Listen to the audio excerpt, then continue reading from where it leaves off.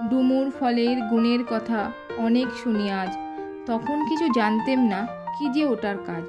পথের পাশে মেলে বলে পাই না সঠিক নাম, ফুল ছাড়া ফল হয় বলে প্রবাদে পাই স্থান। নমস্কার, আমি চন্দ্রানী। কেমন আছেন সবাই?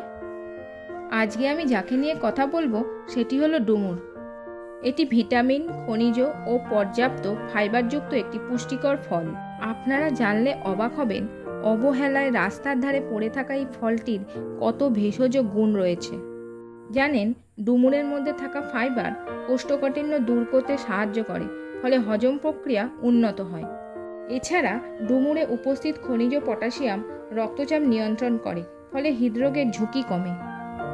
আবার ডুমুরে উপস্থিত অ্যান্টিঅক্সিডেন্ট দেহের রোগ প্রতিরোধ ক্ষমতা বৃদ্ধি করে। একই সাথে ডুমুর ত্বক ও চুলের স্বাস্থ্যও ভালো রাখে। এবারে বলি ডুমুর কিভাবে ব্যবহার করবেন। একে কাঁচা বা শুকনো উভয়ই খাওয়া যায়। এছাড়া জুস বা স্মুদি অথবা সালাদ হিসাবেও খেতে পারেন। সর্বোপরি আমি যে কথাটা বারবার বলি, কোনো ভেষজ উপায় প্রয়োগ করার পূর্বে ডাক্তারি পরামর্শ নেওয়া অবশ্যই কর্তব্য। আজকের মতো টাটা। সবাই ভালো থাকবেন, সুস্থ থাকবেন।